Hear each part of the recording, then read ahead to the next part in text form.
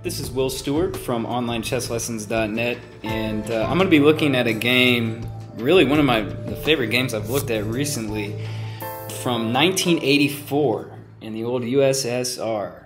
And we got Maroczy Taimanov is playing white here, and black is Artur Yusupov. So Yusupov, if anybody's not familiar with him, the guy's an absolute monster. He was, I think he's one of the best students Mark Dvoretsky's ever had, and the guy's, his positional understanding is just incredible. So starts with c5 here. This is the Benoni, and knight f3. I believe this maybe is called the anti-Benoni, not playing d5. So Yusupov just exchanges. Now with b6, going into something like a Queen's Indian maybe. And with f3 seems like a weird move, just trying to get e4 in. And now with d6 here, this is pretty much the hedgehog. This is the hedgehog variation. So if anybody likes the hedgehog variation, I would definitely recommend check out a book by Mr. Garry Kasparov. I think it's called Revolution in the 70s, and it's got a real good section on the hedgehog there. So with a6, no mischief around the d6 pawn. And white's pretty much just employing a standard Maroczy Bind type structure. And black's idea is kind of, the hedgehog is such a cool opening because you're not trying to kill your opponent in 10 moves in the opening. Nothing crazy sharp. It's more of a long-term positional middle game strategy. And a lot of times you'll see some kind of thematic break involving b5 and d5, and occasionally black will play e5 as well. So black, a real coiled spring strategy, just waiting to explode on the position. And white's idea is usually just maintain the space in the center. Every once in a while you'll see an attack, but more trying to prevent, trying to maintain the space advantage solidly in the center for white. So black with queen c7, and now rook e8, so you can see the black rooks are just poised, for some kind of break in the position.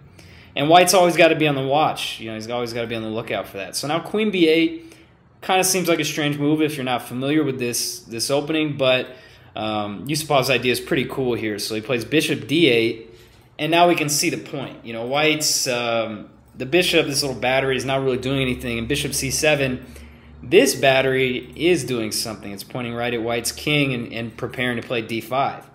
So that's why queen g1, when I first looked at the game, I didn't get it, but that's why, yeah. So d5, and that would not be too good for the white king. So king h8 seems like a very strange move.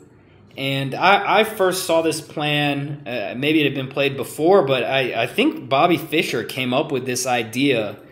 He played it as white with rook g8, and just such a cool opening, such a cool idea. So white doesn't really know what to do because black's queenside is perfectly defended. He's always got to watch out for the b5, d5 breaks.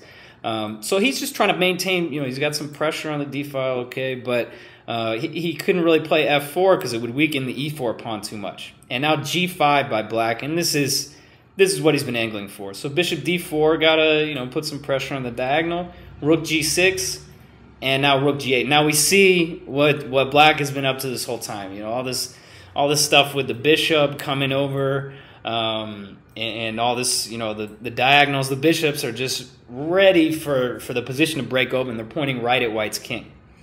So all black needs to do, pretty simple, just open the position. So he slides all of his heavy pieces over. A lot of pressure building up on the g file towards white's king, and I think white, this is just too passive, his defense here. I think he had to try to open the lines on the queen side, maybe like a4 and a5, or, it doesn't do a whole lot, but maybe b4 and c5, for example. I would have had to try something because just letting black do what he wants is not going to work. All this maneuvering white's done hasn't really done a whole lot. So now he starts with g4. And so now black introduces, first concrete threat of the game, but it's a big one. He's got a lot of pressure building against the e4 pawn. So takes, and now e5, so a nice kind of, more or less an intermediate move.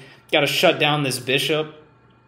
And now control of the d5 square has been conceded, but it's not quite as important as black's attack against the white king. So now I can play knight takes g4. And so bishop d8, another really nice move. Just, you know, maintaining the pressure here. And it would be just way too dangerous. I don't know if white can even get away with taking the pawn. That's just too crazy. I mean, all these pieces coming at his king. Way too nuts. So knight f2. So he's trying to trade some pieces. Whenever you're getting attacked, you definitely want to trade pieces. But bishop h4. So nice little maneuver with the bishop coming into the attack with a nice pin. White really doesn't want to play g3. He really doesn't want to do that. f5, for example, and now this diagonal, you know, b5 maybe to undermine the c4 pawn. You never want to move pawns in front of your king like that. It just creates weaknesses and targets to attack. So now rook e2. It seems like, you know, Taimanov was no joke. He's a very, very strong player. And, you know, he's defending. I mean, he's got everything is locked down, but he's going to be dropping a pawn in these complications. So he's tripled up on the second. But he's lost a pawn, and most importantly, black's last piece, the bishop, is getting into the attack. So knight f5, knight c5. I looked at b4, but it looks like knight d3 just, it's just not going to work. I mean, it just loses an exchange. It's pretty easy to win with that material. So knight c5, nice, you know, nice move, getting the knight back, you know, maneuvering into the game. And so bishop a8. So it's about to go down on the king side, and Yusupov doesn't want that bishop getting harassed anymore. So the bishop's just killing it way across the board. We got all the pressure on the g-file. So what does black need to do? Well, he needs to reroute the knight. He needs another piece into the, you know, his last piece in the attack. I mean, white's got everything defending over here, but it's cluttered. Doesn't have a lot of space to defend.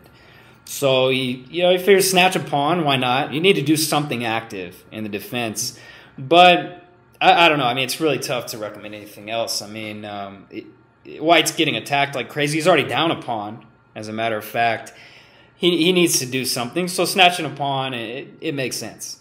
So knight f4. The problem is the queen's so far away, but it was so cluttered anyway. I don't know.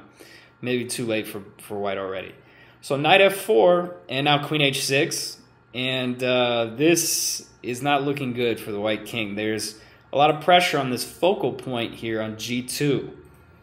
So tries king g1, and now queen h4. So just so many sacrifices hanging in the air. Knight h3, for example.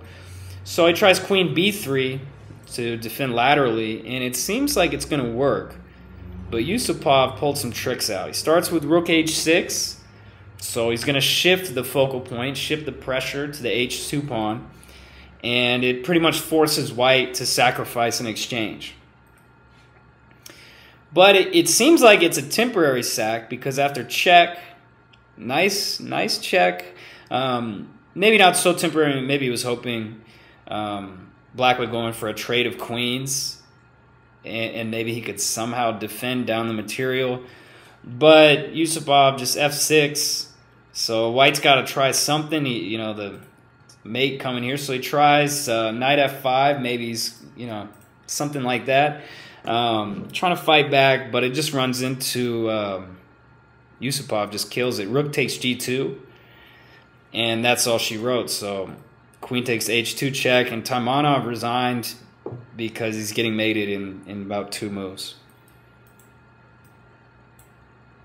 So really cool game. I love the Hedgehog opening.